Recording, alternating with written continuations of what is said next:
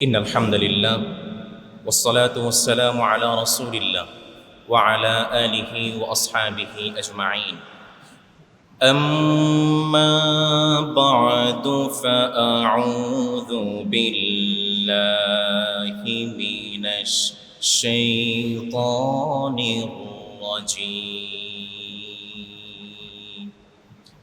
بسم الله الرحمن الرحيم لقد صدق الله رسوله الرؤيا بالحق لتدخلن المسجد الحرام إن شاء الله آمنين إن الله وملائكته يصلون على النبي يا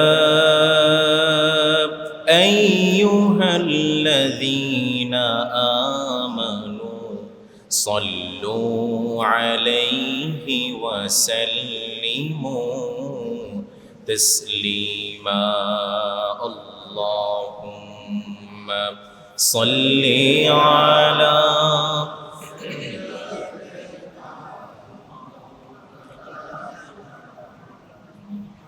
وعلى آل سيدنا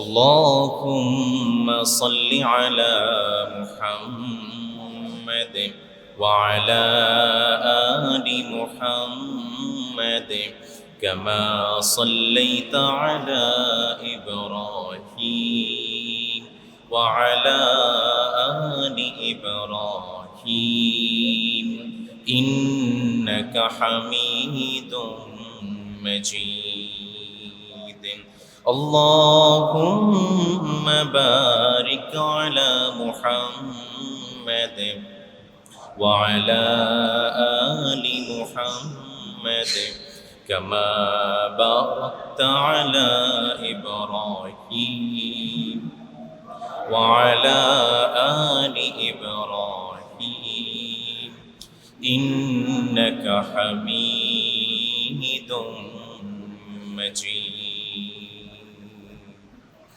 সম্মানিত মুসল্লিবৃন্দ, আপনারা সবাই কেমন আছেন? আলহামদুলিল্লাহ, আমিও ভালো আছি। আমাদেরকে যে মালিক ভালো রেখেছেন, আওয়াজকে বলুন তো তিনি কে? আমাদেরকে যে মালিক সুস্থ রেখেছেন তিনি কে? সেই রবের দরবারে সর্বোচ্চ আওয়াজ দিই, সর্বোচ্চ ভালোবাসা দিই, রবের শেখানো ভাষায় আমরা শুকরিয়া আদায় করছি। আমরা পড়ছি আলহামদুলিল্লাহ।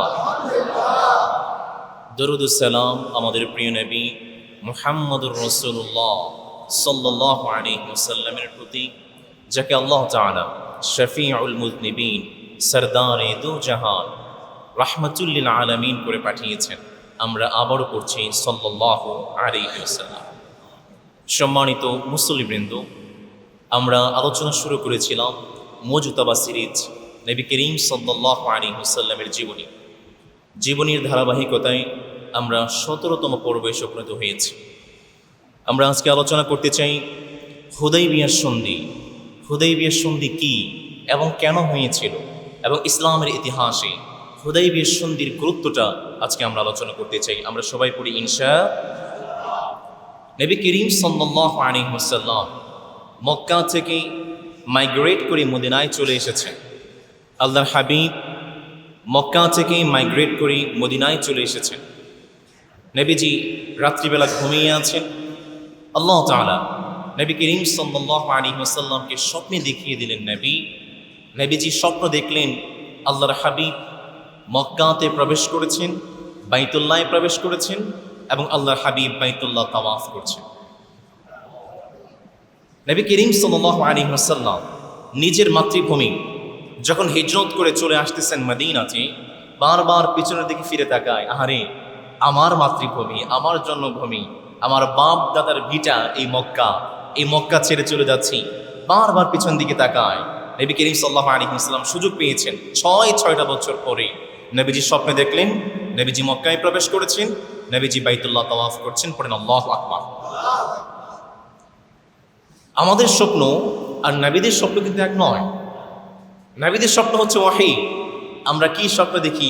এই দেখছি গাড়ি চালাচ্ছি, এই দেখছি ভাত খাচ্ছি, এই আবার বিদেশে গিয়ে এরোপ্লেনে উঠতেছি। আমাদের স্বপ্নের কোনো সিকোয়েন্স নাই, কোনো আগা মাথা নাই। কিন্তু নবীদের স্বপ্ন তো ওহী। নবীদের স্বপ্ন হচ্ছে সত্য স্বপ্ন। নবী করিম সাল্লাল্লাহু আলাইহি ওয়াসাল্লাম বুঝে ফেললেন আল্লাহ তাআলা আমাদেরকে আদেশ দিচ্ছেন আমরা যেন মক্কায় যাই এবং বাইতুল্লাহ তাওয়াফ করি, পড়ে সুবহানাল্লাহ। সেই কথাটাকেই আমার রব সুন্দর করে বললেন, বান্দা শুনো, لقد صدق الله رسوله الرؤيا بالحق لتدخلن المسجد الحرام إن شاء الله آمنين. Allah will fulfill His messenger's vision in all truth. Inshallah, you will surely enter the mosque in security, some with heads shaved and others the hair shortened. Nabi Karim সাল্লাল্লাহু আলাইহি ওয়াসাল্লামকে জানিয়ে দিলেন, নবী আপনি খুব শীঘ্রই মক্কাতে প্রবেশ করবেন এবং বাইতুল্লাহ তাওয়াফ করবেন। নবীজি যখন স্বপ্নে দেখে ফেললেন, সাহাবায়ে কেরামদেরকে বললেন, আমার সাহাবারা চলো, প্রস্তুতি গ্রহণ করো, নিজেদের জন্মভূমি মক্কায় চলো এবং বাইতুল্লাহ তাওয়াফ করো, পড়ে আল্লাহু আকবার। কিন্তু কয়েকজন মুনাফিক তারা চিন্তা করলো সর্বনাশ, কয়েকদিন আগে বদর হয়েছে, উহুদ হয়েছে, এই মুহূর্তে তারা আমাদের কাছে পরাজিত হয়ে মক্কায় ফিরে গিয়েছে। আমরা যদি তাদের ডেরায় গিয়ে খাবার সামনে গিয়ে পড়ি, আমাদের তো উপায় নাই। তারা তো রেগে আছে, বদরে মার খেয়েছে, বড় বড় নেতাদেরকে হারিয়েছে। এই মুহূর্তে আমরা যদি মক্কায় যাই, আমাদের আর আস্ত রাখবে। তারা বিভিন্ন ফাঁদ শুরু করে দিল, বিভিন্ন অজুহাত শুরু করলো। নবীজির কাছে এসে বলল, নবী আমাদের সন্তান সন্ততি আছে, আমাদের পরিবার আছে, সম্পদ আছে, আমরা সম্পদ নিয়ে ব্যস্ত হয়ে পড়েছি, আমরা আপনার সঙ্গে মক্কায় যেতে পারবো না। সেই কথাটাকে আমার রব সূরাতুল ফাতহের মধ্যে জানিয়ে দিলেন, নবী সায়াকুলুল মুখাল্লাফুনা মিনাল আরাবি শাগালাতনা আমওয়ালুনা ওয়া আহলুনা ফাস্তাগফির লানা। নবীজি যখন বললেন, আমার সাহাবারা চলো চলো মক্কায় যেতে হবে, বাইতুল্লাহ তাওয়াফ করতে হবে, সাহাবায়ে কেরামের মধ্যে থেকে কয়েকজন মুনাফিক, মুসলমান নামধারী মুনাফিক নবীজির দরবারে এসে বললেন, নবী পরিবার নিয়ে ব্যস্ত আছি, সম্পদ নিয়ে ব্যস্ত আছি, আপনার সঙ্গে আমরা মক্কায় যেতে পারবো না, তাওয়াফ করতে পারবো না, ফাস্তাগফির লানা। নবী গো দয়া করে মায়া করে আপনি আমাদের জন্য রবের কাছে ইস্তিগফার করেন, আমাদের জন্য দোয়া করেন, মাগফির দোয়া করেন। আমার রব নবীজিকে জানায়া দিলেন, নবী ইয়াকুলুনা বিআলসিনাতিহিম মা লাইসা ফি কুলুবিহিম, নবী গো তারা মুখ দিয়ে যা বলে তাদের অন্তর কিন্তু এটা নাই। কুল ফামান ইয়ামলিকু লাকুম মিনাল্লাহি শাইআন ইন আরাদা বিকুম দাররান আও আরাদা বিকুম নাফা। আমার রাসূলকে জানায়া দিলেন, নবী তারা চিন্তা করে তারা ক্ষতির সম্মুখীন হবে, আপনি জানায়া দেন আল্লাহ যদি কারো ক্ষতি করতে চাই, সেই ক্ষতিটাকে কেউ প্রতিরোধ করার ক্ষমতা আছে? আবার আল্লাহ যদি কারো ভালো করতে চাই, সেই ভালোটাকে ঠেকিয়ে রাখার কারো কোনো ক্ষমতা আছে নাকি? আমার রাসূলকে জানিয়ে দিলেন, নবী তারা অজুহাত পেশ করে তাদের সম্পদ নিয়ে, তাদের পরিবার নিয়ে, তাদের পরিবারগুলো নিয়ে তারা ব্যস্ত আছে, তাদের অন্তর কিন্তু এটা নাই। আমার রব তাদের অন্তরের কথাগুলো ফাঁস করে দিয়েছেন। আল্লাহু আকবার। আমার রব নবীজিকে জানিয়ে দিলেন, নবী শুনেন তাদের অন্তরে কি আছে। বাল যানানতুম আল্লান ইয়ানকালিবার রাসূলু ওয়াল মুমিনুনা ইলা আহলিহিম আবাদা। তারা চিন্তা করছে, they believe their messenger and the believers would never return to their families. তারা চিন্তা করছে একবার যদি মক্কায় চলে যায়, এই মুহাম্মদ সাল্লাল্লাহু আলাইহি ওয়াসাল্লাম এবং মুমিনরা কখনোই নিরাপদে আবার তাদের পরিবারের কাছে আসতে পারবে। তারা চিন্তা করলো, মক্কার কাফেররা আমাদের কাছে মার খেয়ে গেছে, আমরা তাদের কাছে গেলে তারা আমাদেরকে ছেড়ে দেবে। তারা চিন্তা করলো, না আমরা যেতে পারবো না। আল্লাহ তাআলা বললেন, বাল যানানতুম যান্নাস-সাউ ওয়া যায়না যালিকা ফি কুলুবিকুম ওয়া যায়না যালিকা ফি কুলুবিহিম। তাদের অন্তর যেটা আছে এটা সুখকর নয়, বরং তারা খারাপ ধারণা পোষণ করেছে। ওয়া কুনতুম কওমান বুরা, আমার আদেশ না পাওয়ার কারণে যেই মালিক তাদেরকে ধ্বংস করে দিয়েছেন তিনি কে? সুতরাং তারা ওজর পেশ করতে শুরু করে দিয়েছে। আল্লাহর ইবাদত করতে গিয়ে ওজর পেশ করে তারা মুসলিম নামধারী মুনাফিক হলো যারা, ঠিক কিনা? নামাজ পড়তে গিয়ে আপনার কিসের ওজন? পর্দা করতে গিয়ে আপনার কিসের ওজন? ওজর তো থাকার কথা না। এই জীবনটা তো আপনার নয়, এই জীবন তো আল্লাহর দেওয়া গিফট। এই জীবন যিনি দিয়েছেন, এই জীবনটাকে আমি সেই আল্লাহর জন্যই ব্যয় করবো। চিল্লায় বলেন ঠিক কিনা? নবী করিম সাল্লাল্লাহু আলাইহি ওয়াসাল্লাম 1400 সাহাবী নিয়ে রওনা হয়ে গেলেন। আল্লাহর হাবিব মদিনা থেকে আস্তে আস্তে রওনা হয়ে গেলেন। হিজরতের 6 বছর পরে, তার মানে 6ষ্ঠ হিজরতে জিলকদ মাসে, জিলহজ মাসে নবী করিম সাল্লাল্লাহু আলাইহি ওয়াসাল্লাম রওনা হয়ে গেলেন। চলতে চলতে নবীজি উসফান নামক জায়গায় চলে গেলেন। নবীজি যখন রওনা হয়ে যাচ্ছিলেন, সাহাবায়ে কেরামদেরকে বললেন, আমার সাহাবারা, ভারী অস্ত্র শস্ত্র নেওয়া যাবে না, আমরা তো যুদ্ধ করার জন্য যাচ্ছি না, আমরা যাচ্ছি উমরা করার জন্য, আমরা যাচ্ছি বাইতুল্লাহ তাওয়াফ করার জন্য। সুতরাং ভারী অস্ত্র শস্ত্র নেওয়ার কোনো প্রয়োজন নেই। কৌশবদ্ধ তরবারি নিয়ে নাও শুধুমাত্র আত্মরক্ষা করার জন্য। আর কোরবানির পশুগুলোকে নিয়ে নাও, হাদিগুলোকে নিয়ে নাও, আর কোরবানির পশুগুলায় মালায় পরিয়ে দাও। নবীজি যখন চলতে শুরু করলেন, উসফান নামক জায়গায় যখন চলে গেলেন, উসফান নামক জায়গায় যাওয়ার আগে আল্লাহর হাবিব একজন গোয়েন্দা মদিনা থেকে মক্কায় পাঠিয়ে দিয়েছিলেন। নবীজি বলে দিয়েছিলেন, যাও মক্কায় চলে যাও, আর মক্কার খবরগুলো তুমি আমাকে বলবে, তুমি আমাকে প্রোভাইড করবে। নবীজি সেই গোয়েন্দাকে পাঠিয়ে দিয়েছিলেন। নবীজি যখন উসফান নামক জায়গায় চলে আসলেন, সেই গোয়েন্দা সংবাদ নিয়ে আসলো, নবী, মক্কার যে কাফেররা আছে, মক্কার কাফেররা আপনার বিরুদ্ধে যুদ্ধ করার জন্য প্রস্তুতি গ্রহণ করে ফেলেছে। মক্কার যে কাফেররা আছে কোনোভাবেই আপনাকে মক্কায় প্রবেশ করতে দিবে, মক্কার যে কাফেররা আছে কোনোভাবেই আপনাকে বাইতুল্লাহ তাওয়াফ করতে দিবে না। নবীজি চিন্তা করলেন এই মুহূর্তে কি করা যায়। অন্যদিকে সুচতুর ব্যক্তি খালিদ ইবনুল ওয়ালিদ প্রায় 200 অশ্বারোহিণী নবীজির আশেপাশে চলে এসেছেন। নবীজি বললেন কি করা যায়। সাহাবায়ে কেরামদেরকে নিয়ে পরামর্শ শুরু করলেন। সাহাবায়ে কেরামদের সামনে নবীজি দুইটা প্রস্তাব দিলেন। আমার মহরি পাড়ার ভাইয়েরা, বলুন তো দেখি, যখন মক্কার কুরাইশা নবীজির বিরুদ্ধে যুদ্ধ করার জন্য ঘোষণা করেছে, নবীজি কয়টা প্রস্তাব দিয়েছেন? তার মধ্যে 1 নম্বর প্রস্তাব দিলেন। নবীজি বললেন, আমার সাহাবারা 2টা প্রস্তাব। 1 নম্বর, আমরা তাদের উপরে হামলা করব। 2 নম্বরের প্রস্তাব হচ্ছে, আমরা তাদের উপরে হামলা করব না, কারণ আমরা তাওয়াফ করার জন্য এসেছি, উমরা করার জন্য এসেছি, আমরা তাদের উপরে হামলা করব না, কিন্তু যখন আমরা আক্রমণের শিকার হব তখন আমরা গিয়ে তাদের উপরে প্রতিরোধ করব। আবু বকর সিদ্দিক রাদিয়াল্লাহু তাআলা আনহু বললেন, নবী, 2 নম্বরটা গ্রহণ করলাম। আবু বকর বললেন, নবী, যেহেতু যুদ্ধ করার জন্য আসি নাই, আমরা তাওয়াফ করার জন্য এসেছি, সুতরাং তারা যদি আমাদেরকে প্রতিরোধ করতে চায়, সেই প্রতিরোধ রাস্তা আমরা এড়িয়ে যাব, আমরা অন্য রাস্তায় চলতে শুরু করব, এবং তারা যদি আমাদেরকে আক্রমণ করে প্রতিরোধ করব। নবী করিম সাল্লাল্লাহু আলাইহি ওয়াসাল্লাম তাই করলেন। আল্লাহর হাবিব পরামর্শ গ্রহণ করে সালাতুজ যুহরের সময় হয়ে গিয়েছে। সাহাবায়ে কেরামদেরকে বললেন, আমার সাহাবারা ওযু করে ফেলো। সাহাবায়ে কেরাম ওযু করে ফেললেন। খালিদ ইবনে ওয়ালিদ মুসলমানদের চারপাশে ঘেরাও করে ফেলেছে, একটু দূরে অবস্থান করছে। নবী করিম সাল্লাল্লাহু আলাইহি ওয়াসাল্লাম সাহাবায়ে কেরামদেরকে নিয়ে উঁচু করে সালাতে দাঁড়িয়ে গেলেন। খালিদ ইবনে ওয়ালিদ সে দেখতে পেল মুসলমানরা সালাতে দাঁড়ায়া যায়, আর মুসলমান যখন সালাতে দাঁড়ায়া যায় পৃথিবীর কোনো খেয়াল থাকে না, একজন রবের প্রেমে ডুবে যায়। চিল্লায়া বলেন তিনি কে?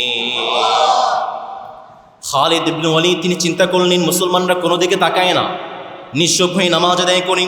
খালিদ ইবনে ওয়ালিদ তিনি চিন্তা করলেন এই সুযোগ মুসলমানদের উপরে হামলা করতে হবে, কিন্তু যেই মুহূর্তে খালিদ ইবনে ওয়ালিদ হামলা করবেন একটু সময় হয়ে গিয়েছে, মুসলমানদের জোহরের নামাজ শেষ। আরেকজন কাফির খালিদ ইবনে ওয়ালিদকে বলে, চিন্তা করার কোনো প্রয়োজন নেই, কিছুক্ষণ পরেই আছে আসরের নামাজ, তাহলে আমরা আসরের নামাজের সময় মুসলমানদের উপরে হামলা করব। চিন্তা করে বলুন তো দেখি, আওয়াজ করে বলুন তো দেখি, কাফেররা মুসলমানদের উপরে আসরের নামাজের সময় হামলা করার চিন্তা করে আকাশের উপর থেকে বসে বসে একজন দেখছেন, তিনি কে? আমার রব নবী করিম সাল্লাল্লাহু আলাইহি ওয়াসাল্লামকে জানায় দিলেন নবী, আমার রব নবীজিকে জানায় দিলেন, নবী, আপনি যখন আসরের নামাজে দাঁড়াবেন সবাইকে নামাজে দাঁড়াবেন না, আপনার দলের কয়েকজন মানুষকে নামাজে দাঁড়াবেন, আর কয়েকজনকে অস্ত্র দিয়ে চারপাশে পাহারা দাঁড় করিয়ে দিবেন। আল্লাহর কাছে, আল্লাহর রাসূলের কাছে, নবীজির কাছে আল্লাহ তাআলা সালাতুল খাউফ ভীতিকর সময়ের নামাজের বিধান নাজিল করে দিলেন। আমার রব নবী করিম সাল্লাল্লাহু আলাইহি ওয়াসাল্লামকে বললেন, নবী, ওয়া ইযা ضربتم في الأرض فليس عليكم جناح أن تقصروا من الصلاة إن خفتم أن يفتنكم الذين كفروا إن الكافرين كانوا لكم عدوا মুবিনা। আল্লাহু আকবার। আল্লাহ তাআলা নবীজির উপরে সালাতুল খাউফের বিধান নাযিল করে বললেন, নবী আপনি যখন সফরে থাকবেন বা কোনো একটা কাফের সম্প্রদায় যদি আপনার উপরে হামলার আশঙ্কা থাকে, আপনি নামাজটাকে সংক্ষিপ্ত করে ফেলেন, পরে আল্লাহু আকবার। আমার রাসূলকে জানিয়ে দিলেন নবী, فَإِذَا كُنْتَ فِيهِمْ فَأَقَمْتَ لَهُمُ الصَّلَاةَ فَلْتَقُمْ طَائِفَةٌ مِّنْهُمْ مَعَكَ وَلْيَأْخُذُوا أَسْلِحَتَهُمْ। আমার রাসূলকে জানিয়ে দিলেন নবী, যখন কাফেরদের উপর থেকে হামলার আশঙ্কা থাকে আপনি সময় কিনে নামাজে দাঁড়াবেন না, একটা অংশ নিয়ে নামাজে দাঁড়াবেন আর একটা অংশ আপনাকে পাহারা দিবে। তাদের নামাজ যখন শেষ হয়ে যায়, فَإِذَا سَجَدُوا فَلْيَكُونُوا مِنْ وَرَائِكُمْ, যখন তাদের নামাজ শেষ হয়ে যায় তারা আপনার থেকে পিছনে চলে যাবে, আরেকটা দল চলে আসবে। নবীজিকে জানায়া দিলেন নবী, কাফেরদের আক্রমণের শিকারের ভয়ে যখন মুসলমানরা নামাজে দাঁড়াবে, নামাজে দাঁড়ানো অবস্থায় মুসলমানরা অস্ত্র নিয়ে নামাজে দাঁড়ায়া যাবে। এখান থেকে শিক্ষা হচ্ছে, যখন কাফেরদের আক্রমণের শিকারের আশঙ্কা হয়ে যায় মুসলমানরা নামাজে আসবে, নামাজে আসার সময় মুসলমানরা অস্ত্র নিয়ে আসবে, মুসলমানরা একইভাবে নামাজ পড়বে, আক্রমণের শিকার হলে মুসলমানরা অস্ত্র নিয়ে কাফেরদের উপরে ঝাঁপিয়ে পড়বে। এটা মুসলমানদের শিক্ষা। মুসলমানরা নামাজে আসবে, অস্ত্র নিয়ে আসবে। এটা শিখিয়েছেন যে মালিক, তিনি কে?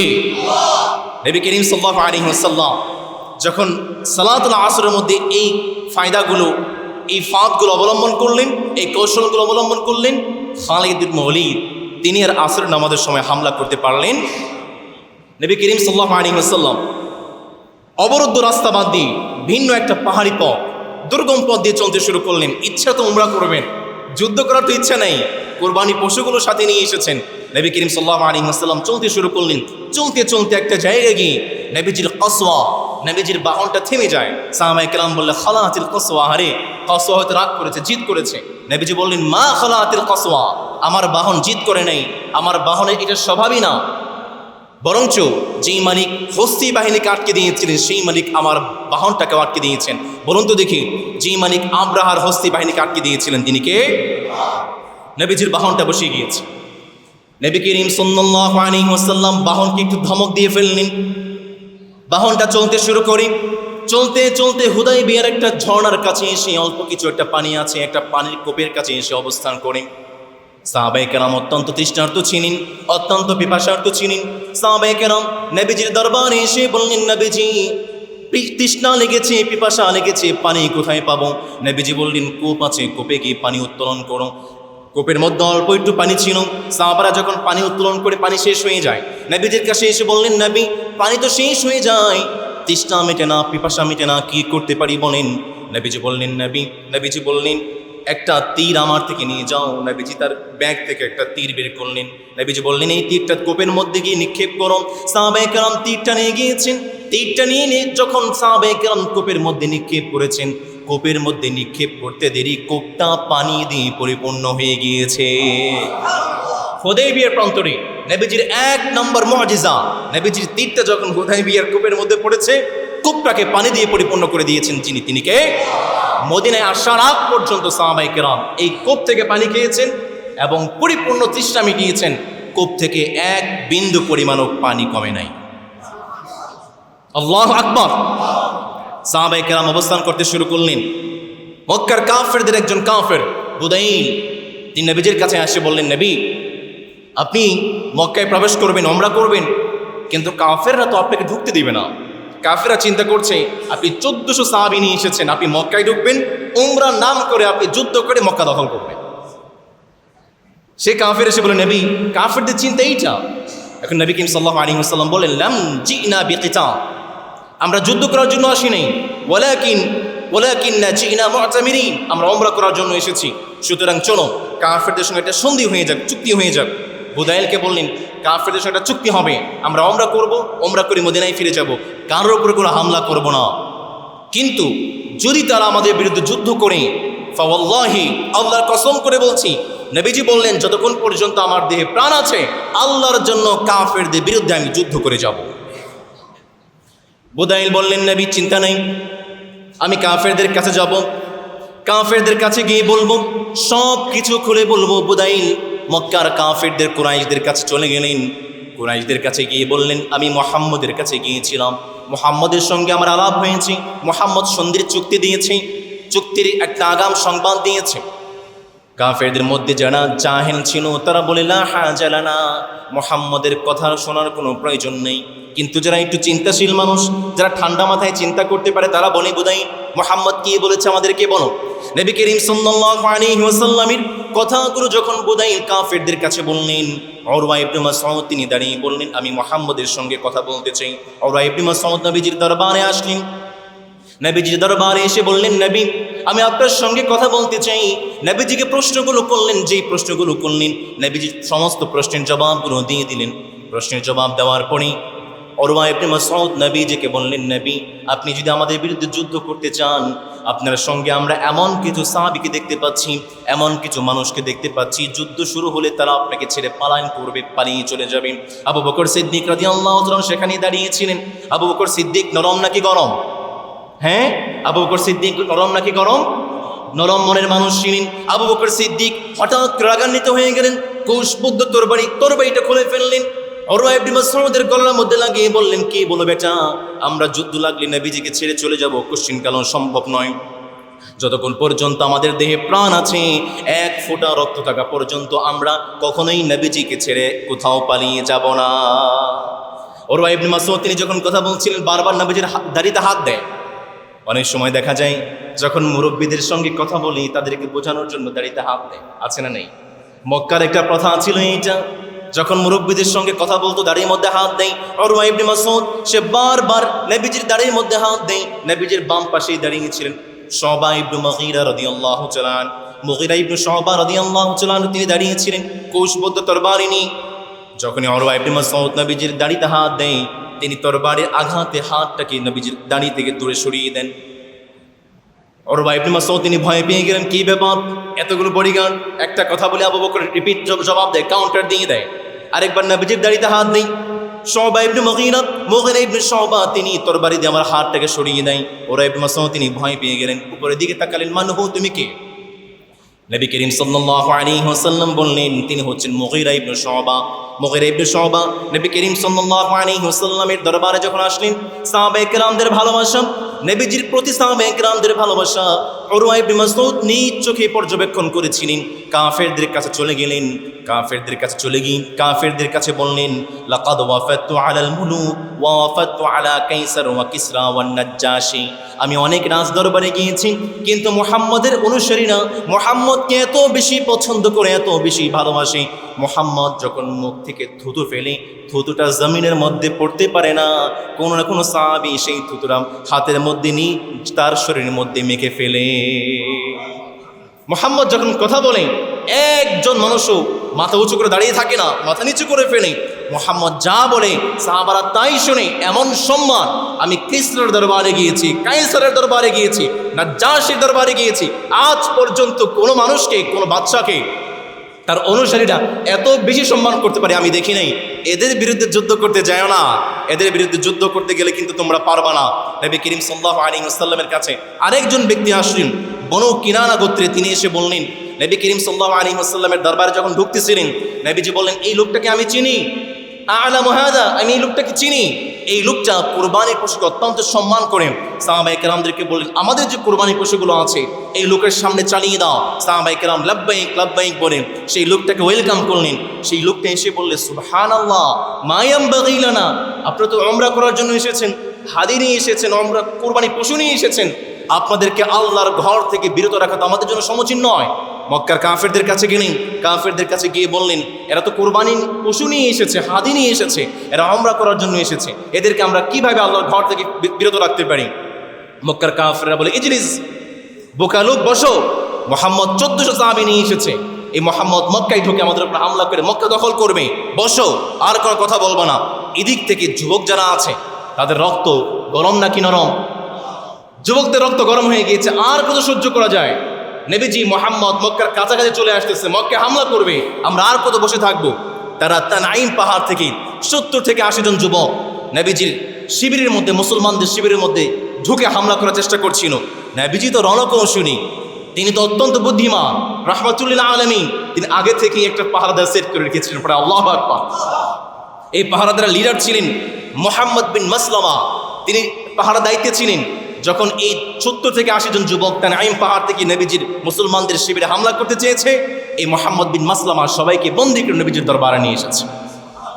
আর নবী করিম সাল্লাল্লাহু আলাইহি ওয়াসাল্লাম একজনকেও শাস্তি দেন নাই, সবাইকে বন্দী থেকে মুক্ত করে দিয়েছেন। কারণ নবীজি তো উমরা করার জন্য এসেছিলেন, নবীজি তো হামলা করার জন্য আসেন।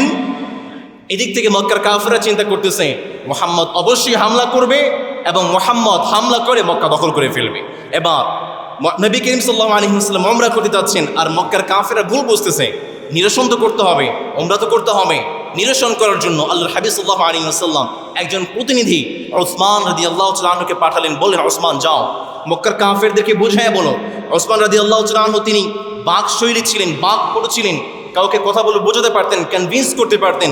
ওসমান রাদিয়াল্লাহু তাআলা চলে গেলেন এবং নবী করিম সাল্লাল্লাহু আলাইহি ওয়াসাল্লাম বললেন যাও মক্কাতে যারা নতুন ধর্ম গ্রহণ করেছে, যারা ইসলাম ধর্ম গ্রহণ করেছে তাদেরকে সান্ত্বনা দাও এবং তাদেরকে সুসংবাদ দাও, নিশ্চয়ই আল্লাহ তাআলা অতি শীঘ্রই আমাদেরকে বিজয় দান করবেন। পরে আল্লাহু আকবার। ওসমান রাদিয়াল্লাহু তাআলা আনহু তিনি চলতে শুরু করলেন, মক্কায় গেলেন। মক্কায় গিয়ে কুরাইশদেরকে বোঝালেন, কুরাইশটাও বুঝেছে। কুরাইশরা বলে ঠিক আছে, মুসলমানদের সঙ্গে একটা সন্ধি হবে, চুক্তি হবে।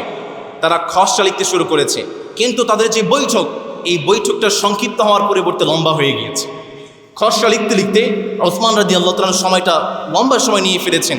এদিক থেকে গুজব ছড়িয়ে গিয়েছে নবী করিম সাল্লাল্লাহু আলাইহি ওয়াসাল্লাম যে অ্যাম্বাসেডরকে পাঠিয়েছিলেন, দূতকে পাঠিয়েছিলেন, ওসমান রাদিয়াল্লাহু তাআলা আনহুকে মক্কার কাফেররা হত্যা করে ফেলেছে। নবী করিম সাল্লাল্লাহু আলাইহি ওয়াসাল্লামের কাছে সংবাদ চলে এসেছে নবীজির দূতকে হত্যা করে ফেলেছে, নবীজির মেয়ের জামাই ওসমান রাদিয়াল্লাহু তাআলা আনহুকে হত্যা করে ফেলেছে। নবীজি সাহাবায়ে কেরামদেরকে ডাকলেন, সাহাবায়ে কেরামদেরকে ডেকে বললেন সাহাবারা আমার সাহাবীকে হত্যা করেছে। একজন সাহাবীকে হত্যা করা মানে পুরো মুসলমানদেরকে হত্যা করে ফেলা। নবীজি সাহাবায়ে কেরামদেরকে বললেন আমার সাহাবারা আসো আসো। সামুরা গাছের নিচে নবীজি বায়াত নিলেন, বায়াতুর রিদওয়ান। নবী করিম সাল্লাল্লাহু আলাইহি ওয়াসাল্লাম সাহাবায়ে কেরামদেরকে বললেন আমার সাহাবারা আমার হাতের উপরে হাত রাখো, যতক্ষণ পর্যন্ত ওসমান হত্যার বিচার প্রতিশোধ না নিব ততক্ষণ পর্যন্ত আমরা মদিনাতে ফিরে যাব না। সমস্ত মুসলমানরা, সমস্ত সাহাবায়ে কেরাম নবীজির হাতে হাত রেখে বায়াত গ্রহণ করেছেন। একজন মুনাফিক, তার নাম হচ্ছে যাদ ইবনে কাইস, তিনি নবীজির হাতে হাত রেখে বায়াত গ্রহণ করলেন না। নবী করিম সাল্লাল্লাহু আলাইহি ওয়াসাল্লাম সাহাবায়ে কেরামদেরকে বায়াত গ্রহণ করলেন। এই বায়াতের নাম হচ্ছে বায়াতুর রিদওয়ান। আর আল্লাহর রাসূলের হাতে হাত রেখে যখন সাহাবায়ে কেরাম একজন মুসলমানের হত্যার প্রতিশোধ নেওয়ার জন্য বায়াত গ্রহণ করেছেন, আকাশের উপর থেকে যেই মালিক খুশি হয়ে গিয়েছেন তিনি কে? আমার রব আয়াত নাজিল করে জানিয়ে দিলেন নবী لقد رضي الله عن المؤمنين إذ يبايعونك تحت الشجرة فعلم ما في قلوبهم فأنزل السكينة عليهم وأثابهم فتحا قريبا। আমার রব আয়াত নাযিল করে জানিয়ে দিলেন নবী যেই সমস্ত মুমিনরা সামুরা গাছের নিচে আপনার হাতে হাত রেখে বায়াত গ্রহণ করেছে তাদের উপরে আমি সন্তুষ্ট হয়ে গিয়েছি। তাদের হৃদয়ে কি আছে আমি আল্লাহ জানি। তাদের উপরে আমি সাকিনা নাযিল করেছি এবং তাদের বায়াত গ্রহণ করার জন্য আমি মালিক তাদেরকে বিজয়ের সুসংবাদ দিয়ে দিচ্ছি। আমার নাম জানিয়ে দিলেন নবী ইন্নাল্লাযীনা ইউবাইউনাকা ইন্নামা ইউবাইউনাল্লাহ ইয়াদুল্লাহি ফাওকা আইদিহিম ফীহিম। নবীজি যেই সমস্ত সাহাবায়ে কেরাম আপনার হাতের উপরে হাত রেখে বায়াত গ্রহণ করেছে, সাহাবারা আপনার হাতের উপরে হাত রেখেছে, আর আমি সাহাবাদের উপরে আমি আল্লাহ তাদের উপরে হাত রেখে দিয়েছি। সাহাবায়ে কেরাম নবীজির হাতের উপরে হাত রেখে বায়াত গ্রহণ করলেন। আল্লাহ তাআলা এত বেশি খুশি হয়েছেন, নবী করিম সাল্লাল্লাহু আলাইহি ওয়াসাল্লাম বললেন, লা ইয়াদখুলুন নার ইনশাআল্লাহ মিন আসহাবিশ শাজারা। যেই সমস্ত সাহাবায়ে কেরাম, যেই সমস্ত মুসলমানরা বায়াতুশ শাজারা গাছের নিচে বায়াত গ্রহণ করেছে, বায়াতুর রিদওয়ানে বায়াত গ্রহণ করেছে, তারা কখনোই জাহান্নামে প্রবেশ করবে। প্রিয় ভাইয়েরা, বায়াতটা কিসের ছিল? একজন মুসলমান ওসমান রাদিয়াল্লাহু তাআলা আনহুকে হত্যার প্রতিশোধ হিসাবে আল্লাহর রাসূল বায়াত গ্রহণ করেছিলেন। বায়াতুর রিদওয়ান একজন মুসলমানের হত্যার প্রতিশোধ নেওয়ার কারণে, শুধু বায়াত গ্রহণ করার কারণে, গুজব ছিল এটা, পরবর্তী প্রমাণিত হয়েছে, শুধুমাত্র বায়াত গ্রহণ করার কারণে আল্লাহ তাআলা খুশি হয়েছেন এবং তাদেরকে জান্নাতের সার্টিফিকেট দিয়ে দিয়েছে। কারবালার মাস এটা, কারবালার কত আলোচনা হয়, আজকের পুরো বিশ্বে মুসলমানদের উপরে কারবালা চলছে। একজন মুসলমানকে হত্যার প্রতিশোধ নেওয়ার কারণে আল্লাহ তাআলা জান্নাতের সার্টিফিকেট দিয়ে দিয়েছেন। আজকে পুরো বিশ্বে কাফেররা মুসলমানদের উপরে কারবালা চালাচ্ছে। আপনি প্রতিবাদ করা তো দূরের কথা, আপনি কোনো কথাও বলতে পারেন? আপনি কিসের প্রতিবাদ করবেন? আপনি প্রতিবাদ করার পরিবর্তে আপনি তাদের গুণগান গান, তাদেরকে আপনি সাপোর্ট করেন। আপনি কেমন মুসলমান? আপনার ঈমানের মধ্যে নিফাকি ঢুকে গিয়েছে। আপনার ঈমানকে আলট্রাসোনোগ্রাম করতে হবে, আপনার ঈমানকে পরীক্ষা করতে হবে। নিঃসন্দেহে আপনার ঈমানের মধ্যে নিফাকি ঢুকে গিয়েছে। আপনি কেমন মুসলমান? বায়াতুর রিদওয়ান থেকে শিক্ষা কি? একজন মুসলমানকে জাস্ট হত্যার গুজব ছড়িয়েছে, নবী করিম সাল্লাল্লাহু আলাইহি ওয়াসাল্লাম বায়াত নিয়েছেন। আজকের পুরো বিশ্বের মুসলমানরা যদি বায়াতুর রিদওয়ানের মতো হাতে হাত রেখে, কাঁধে কাঁধ রেখে এক হয়ে যায়, পুরো বিশ্বের কাফেররা পালানোর জায়গা পাবে না। মুসলমানরা তো বিভক্ত হয়ে আছে। কিসের মধ্যে বিভক্ত হয়ে আছেন আজকের মুসলমানরা? আজকে আমার বাংলাদেশ, এই বাংলাদেশের উপরে কিছু শকুনির চোখ পড়েছে। তারা আমার বাংলাদেশটাকে টুকরো টুকরো করে ভিনদেশি গোলামদের কাছে বিক্রি করে দিতে চায়। আমার ভাইয়েরা, বাংলাদেশ খুব সংকটময় সময় পার করছে। কিছু প্রশ্ন আপনাদেরকে করতে চাই। আমার দেশ মুসলিম দেশ, তাই না? কি বলেন? মুসলিম দেশ না? এই দেশে হিন্দু আছে, বৌদ্ধ আছে, খ্রিস্টান আছে, সবাইকে আমরা প্রাণ দিয়ে ভালোবাসি। সবার নিরাপত্তার জন্য আমরা কাজ করি। এই জন্য দেখতে পারবেন যখন হিন্দুদের পূজা হয়, মুসলমানের সন্তানরা, মাদ্রাসার শিক্ষার্থীরা সেই হিন্দুদের পূজা অনুষ্ঠানকে তারা পাহারা দেয়। এটা হচ্ছে মুসলমানদের সহান অবস্থান। আমরা শান্তিভাবে আছি, কিন্তু বাংলাদেশে 90% মুসলমানের দেশ। প্রশ্ন করি, বুঝে শুনে উত্তর করবেন। এই দেশে নিজ ধর্ম, ইসলাম ধর্ম পালন করার সন্দেহে, জঙ্গি সন্দেহে নির্যাতনের শিকার হয় কারা? কারা হয়? চিল্লায় বলেন, কারা হয়? এই দেশে, এই বাংলাদেশে আয়না ঘরে ছিল কারা? হিন্দুরা ছিল, বৌদ্ধরা ছিল, খ্রিস্টানরা ছিল, ছিল কারা? আমার এই বাংলাদেশে নিজের ধর্মীয় লিবাসের জন্য নারীরা হিজাবের কারণে ক্লাসের মধ্যে অপমানের শিকার হয় কারা? দাড়ি টুপি থাকার কারণে চাকরির বাজারে বৈষম্যের শিকার হয় কারা? সংখ্যাগরিষ্ঠ এই মুসলিম দেশে ক্লাসে হাদিস বলার কারণে অপমানের শিকার হয় কারা? আমার এই দেশে স্বামীর নিরাপত্তা বাঁচানোর জন্য, স্বামীকে বাঁচানোর জন্য রোজা ভেঙ্গে ধর্ষণের শিকার হয়েছে কারা? অন্যদিকে নিউজ পেপারে দেখবেন আমাদেরকে বিভিন্ন ট্যাগ লাগানো হয় এবং নিউজ পেপারে দেখানো হয়, নিউজ পেপারে যে নিউজগুলো আছে সেই নিউজ পেপারের নিউজগুলো আলোকে এই দেশে বৈষম্যের শিকার কারা? হিন্দুরা। এই দেশে বৈষম্যের শিকার কারা? এই দেশের সংখ্যালঘু কারা? এবং এই দেশে, বাংলাদেশের এই দেশে আলাদা ভূখণ্ড বা আলাদা রাষ্ট্র গঠন করতে চায় কারা? ফাইজলামি পাইছেন? প্রত্যেকটা জায়গায় মুসলমানরা নির্যাতিত, দাড়ি টুপি থাকার কারণে চাকরি বাজারে মুসলমানদের চাকরি হয় না, আর আপনি এই দেশে থেকে আরেকটা রাষ্ট্র গঠন করতে চান। ফাইজলামি পাইছেন? আমার এই দেশ মুসলমানদের দেশ। হিন্দুরা, খ্রিস্টানরা, বৌদ্ধরা সবাইকে নিয়ে আমরা একসঙ্গে বসবাস করি। সুতরাং যারাই ভিন্ন সুরে গান গাইতে আসবে, মনে রাখবেন তারা হচ্ছে বাংলাদেশের শত্রু, তারা হিন্দুদের শত্রু, তারা হচ্ছে মুসলমানের শত্রু। যতদিন পর্যন্ত আপনি এটা বুঝতে না পারবেন, আপনার শত্রুকে আপনি চিনতে না পারবেন, আপনি কিন্তু বড় ভুলের মধ্যে আছেন। আমি কয়েক জমা আগে একটা নিউজ পেপারে একটা নিউজ সংবাদ দিয়েছিলাম। ইসরায়েল তার একটা অ্যাম্বাসেডর ভারতে এসে বলেছে, আমরা বাংলাদেশের উপরে কঠিন নজর রাখছি। আপনাদের মনে আছে? বলেছিলাম। চিন্তা করলাম, আচ্ছা ইসরায়েল আমার দেশের উপরে কিভাবে কড়া নজর রাখছে। একটু চিন্তা করতে হবে, গবেষণা করতে হবে কিভাবে তারা আমাদের উপর নজর রাখছে। আমি চিন্তা করলাম, কিছু বিষয় আমি খুঁজে পেয়েছি। আওয়ামী লীগের সময় ইসরায়েল থেকে নিরাপত্তার নামে কিছু যন্ত্র আমাদের দেশে কেনা হয়েছিল। আপনারা হয়তো জানেন না, জানবেন কেমনে? যুবক ভাইরা তো আছে ফুটবল খেলা নিয়ে। কি বলেন যুবক ভাইরা? আছেন ফুটবল খেলা নিয়ে। ইসরায়েল থেকে এই মুসলমানদের এই দেশ বাংলাদেশের উপরে যে হুমকি দেওয়া হয়েছে, কয়জন যুবক জানে? আওয়ামী লীগের সময় ইসরায়েল থেকে কিছু যন্ত্রপাতি কেনা হয়েছিল বাংলাদেশের নিরাপত্তার খাতিরে। তার মধ্যে এক নম্বর স্পিয়ার হেড সিস্টেম। এই সিস্টেম হচ্ছে একটা ভ্যান। এই ভ্যানের মাধ্যমে তার আধা কিলোমিটার ভিতরে যত মোবাইল, কম্পিউটার, যত হোয়াটসঅ্যাপ, যত মেসেঞ্জার, যত কল লিস্ট, তারা সব কিছু দেখতে পায়। 2 নম্বর কিনেছিল P6 ইন্টারসেপ্ট। এটা শত শত মোবাইলের লোকেশন ট্র্যাক করতে পারে এবং তাদের কলগুলোকে রেকর্ড করতে পারে। 3 নম্বর, ইসরায়েল থেকে যে যন্ত্রটা কেনা হয়েছিল তার নাম হচ্ছে প্রিলিসিস ওয়াইফাই ইন্টারসেপ্টর। এর মাধ্যমে নির্দিষ্ট এলাকায় ওয়াইফাই হ্যাক করে তাদের সমস্ত কার্যক্রমগুলো তারা হ্যাক করতে পারে এবং তারা জানতে পারে। এই যন্ত্রপাতিগুলো বিগত সরকারের সময় দেওয়া হয়েছিল NTMC, DGFI এবং র্যাবের হাতে, এবং আজও এই যন্ত্রপাতিগুলো তাদের হাতেই আছে। সুতরাং একদিকে যেমন আমার রাষ্ট্রের সংস্থাগুলো আমাদেরকে হ্যাক করছে, অন্যদিকে ইসরায়েল এবং ভারতের মতো দেশগুলো আমাদের মুসলমানদের এই বাংলাদেশের প্রত্যেকটা নাগরিকের তথ্যগুলো হাতিয়ে নিচ্ছে।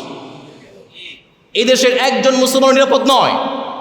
ছোট থেকে বড় প্রাইম মিনিস্টার পর্যন্ত তাদের প্রত্যেকটা ইনফরমেশন তাদের কাছে ওপেন বুক। তারা যখন ইচ্ছা বইটা খুলে আমাদের নিরাপত্তা এবং আমাদের সিকিউরিটি, আমাদের ইনফরমেশন সব কিছু তারা জানতে পারে। তাদের হাতে এটা ওপেন বুক, সব কিছু আছে। আপনি ফোনে বসে কি করতেছেন, আপনি ফোনে বসে কি দেখছেন, আপনি ঘরে বসে কি করছেন, সব তথ্য তাদের কাছে আছে। সুতরাং যতদিন পর্যন্ত বাংলাদেশের মুসলমান তাদের শত্রুকে চিনতে না পারবে, কি নিয়ে আপনি বিভেদ গড়ান? টুপি নিয়ে? টুপি আমি একটু নিচে পড়েছি, আপনি উঁচা পড়েন, 5 কুলি পড়েন, কমে টুপি পড়েন, এই নিয়ে আপনার বিভেদ। সময় আসতেছে, যদি বুঝতে না পারেন সময় আসতেছে, মাথায় টুপি দেওয়ার মতো মাথা খুঁজে পাবেন না। সময় আসতেছে।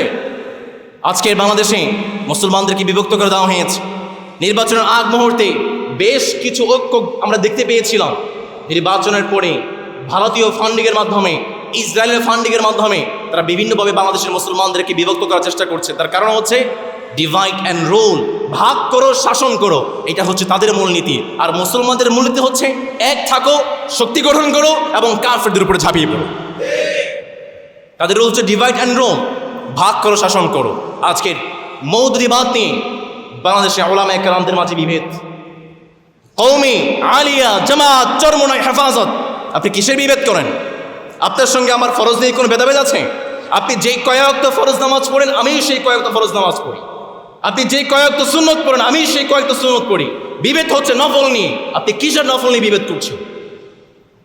আপনি হাতটাকে নাবির নিচে বাঁধবেন, নাবির উপরে বাঁধবেন, বুকে বাঁধবেন, এটা নিয়ে বিভেদ করছেন।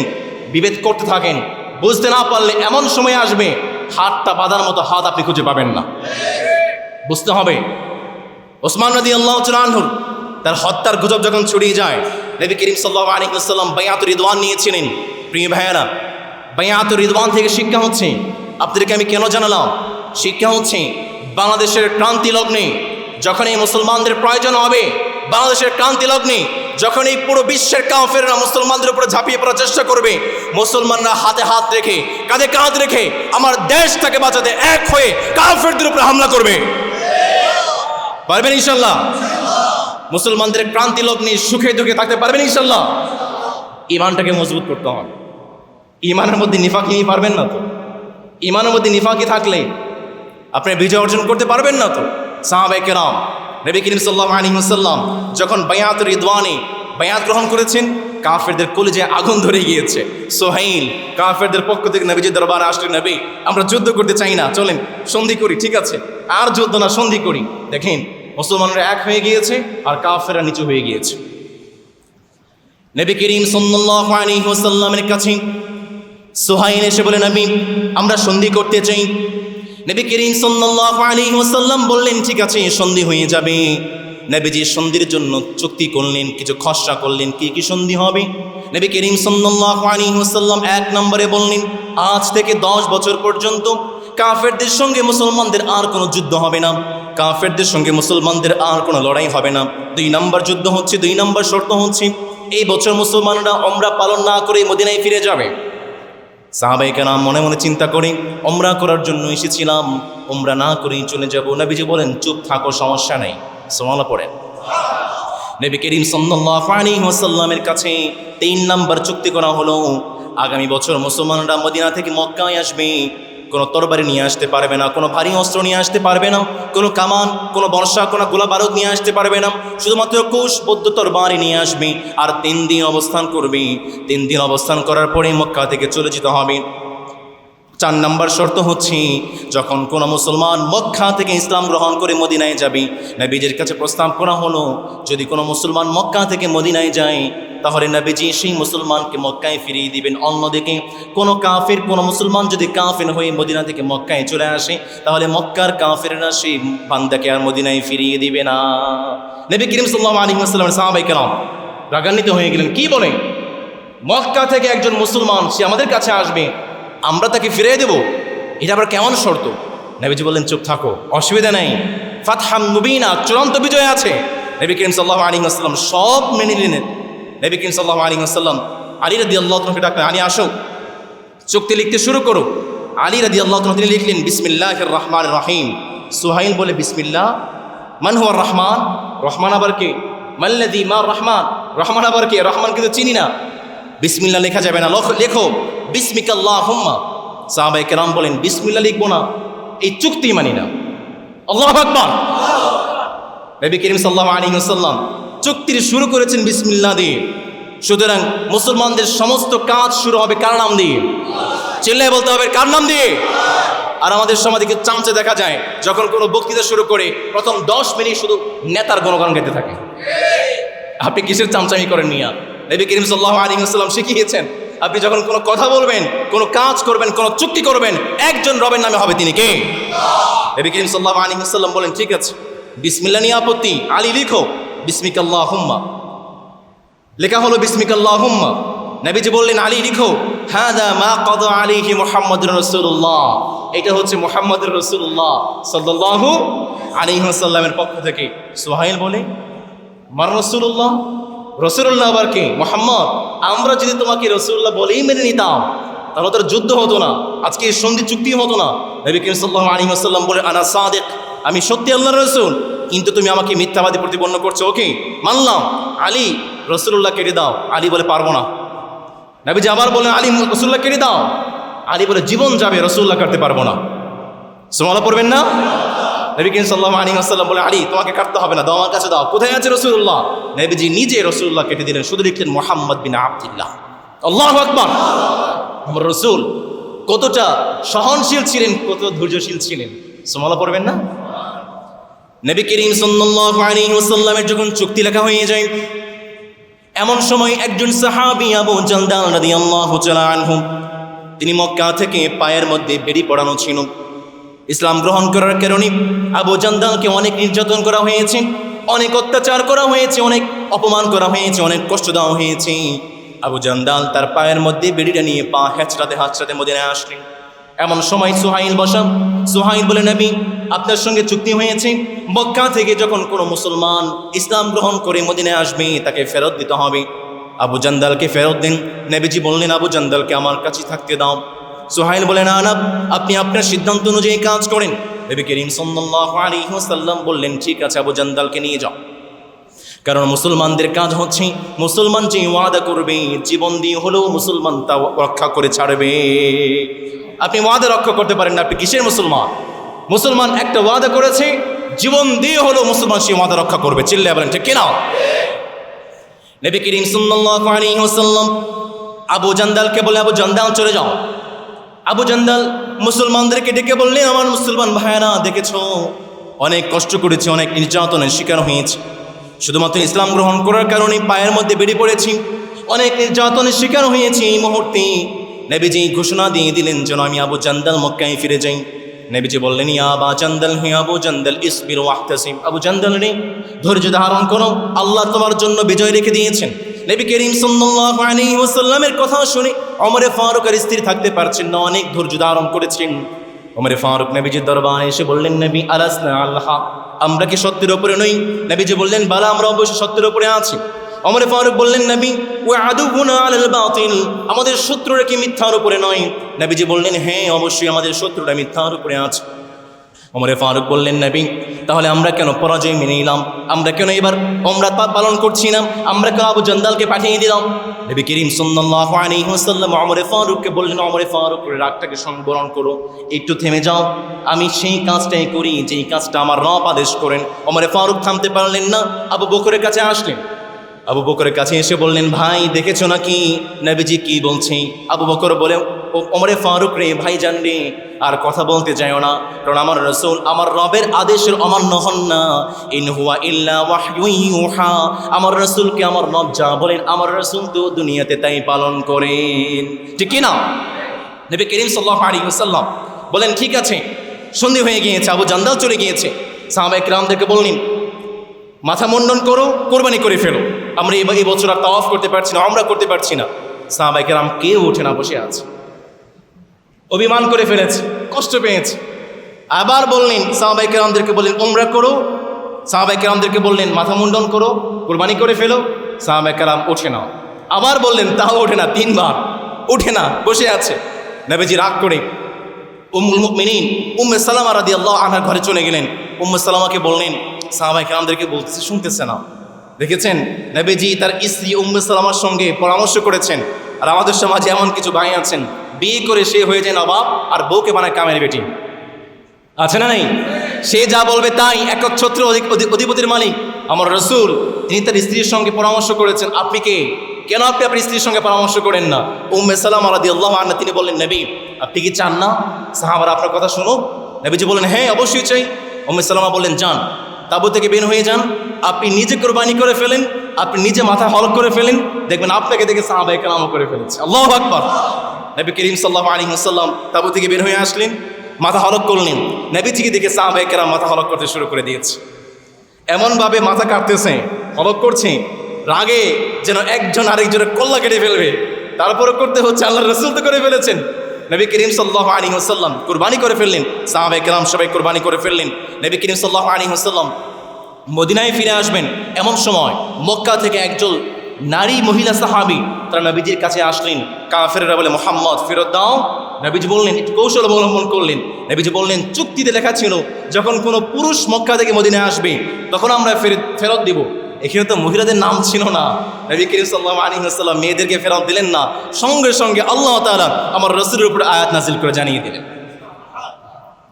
আমার রাসূলকে জানিয়ে দিলেন, নবী ইয়া আইয়ুহাল্লাযীনা আমানু ইযা জাআকুমুল মুমিনাতু মুহাজিরাতিন ফামতাহিনুহুন।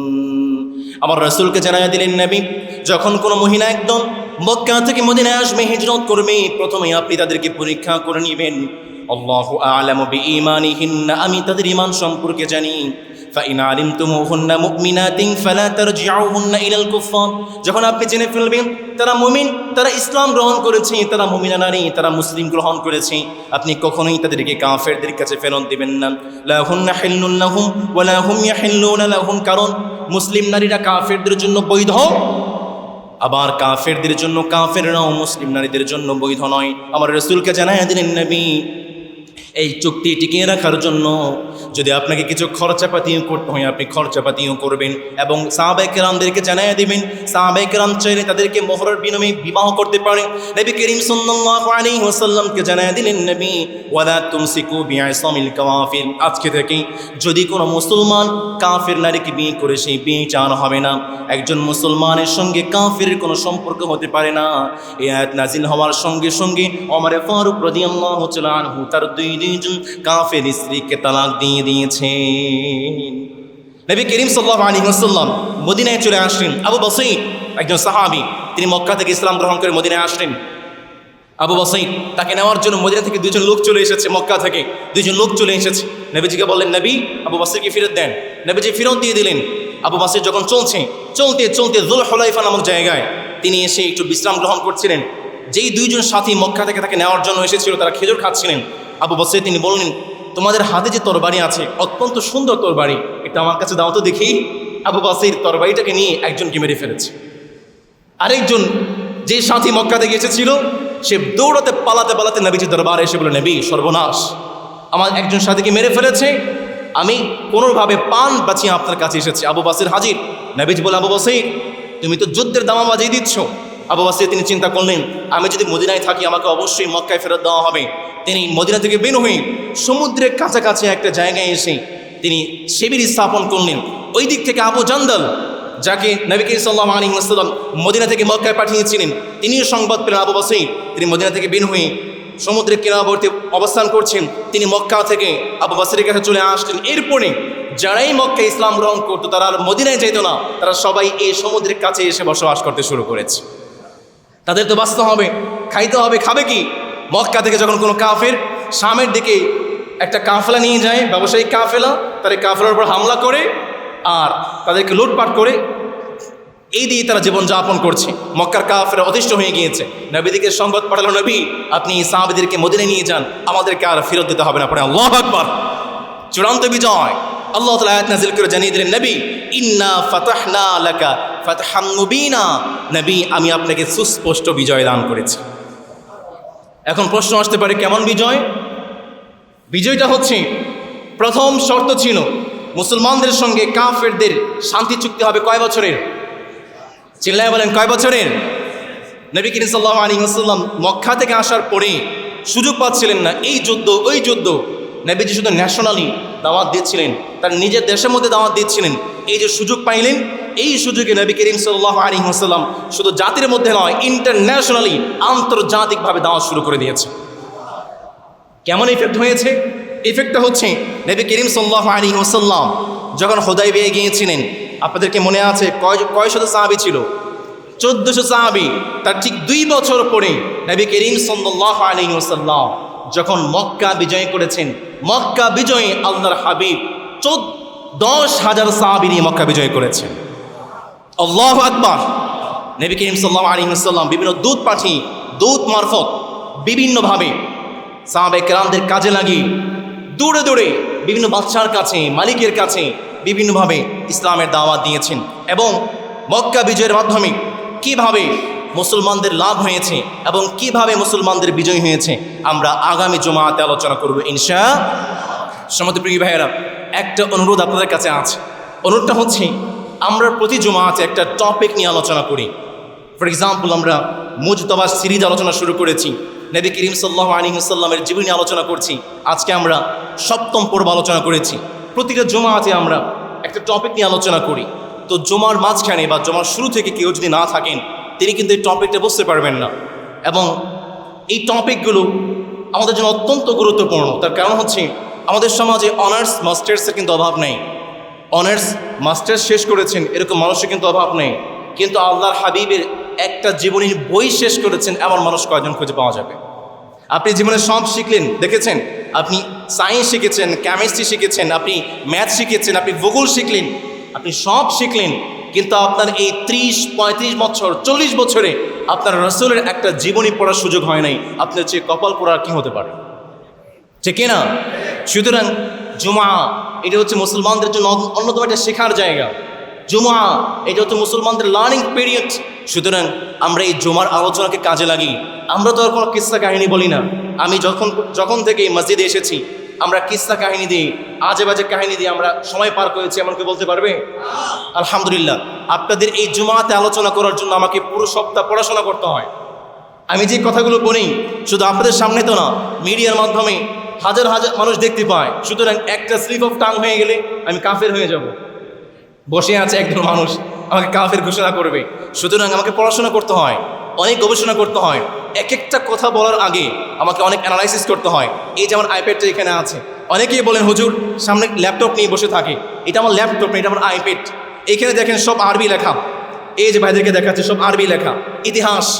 ইতিহাস তো আমি যদি লিখে না নিয়ে আসি আমার স্লিপ অফ টাং হতে পারে, আমি একটা পয়েন্ট ভুলে যেতে পারি। সুতরাং পয়েন্টগুলো আমাকে লিখে আনতে হয়, গুছিয়ে আনতে হয়। যদি আমি পয়েন্টগুলো গুছিয়ে না নিয়ে আসি, কথাগুলো না গোছাই, আমি তো আপনাদের কাছে সুন্দর করে ডেলিভার করতে পারবো না। সুতরাং আমাকে যারা বলেন যে হুজুর সামনে ল্যাপটপ নিয়ে আসেন দেখি আপনি পড়তে পারেন কি না আমার ল্যাপটপটা, আসেন, আমার তো আরবি লেখা, আপনি পড়তে পারবেন না। এটা আমার নোট, আমার সংক্ষিপ্ত একটা নোট, এই নোটের আলোকে আমি কথা বলি। সুতরাং প্রিয় ভাইয়েরা, আপনাদের কাছে রিকোয়েস্ট হচ্ছে আপনারা আসবেন, জুমার একটা দিন তো আগে আগে চলে আসবেন, আমরা একসাথে শিখব। নবী করিম সাল্লাল্লাহু আলাইহি ওয়াসাল্লামের জীবনী আমরা একসঙ্গে আলোচনা করব। আমরা পড়ি আমার ভাইরা পারবেন তো ইনশাআল্লাহ? আমার যুবক ভাইরা, আগামী জুমা থেকে আপনারা সবার আগে আসবেন। যেমনভাবে ফুটবল খেলায় সবার আগে থাকেন, ফুটবল খেলা দেখার জন্য উৎসাহিত করছি না, আপনাদের অভ্যাস তো এটা, সবার আগে থাকেন না, সুতরাং জুমাতেও আপনারা সবার আগে থাকবেন। পারবেন ইনশাআল্লাহ? আল্লাহ আমাদেরকে তাওফিক দিন। আমরা পড়ি আমিন।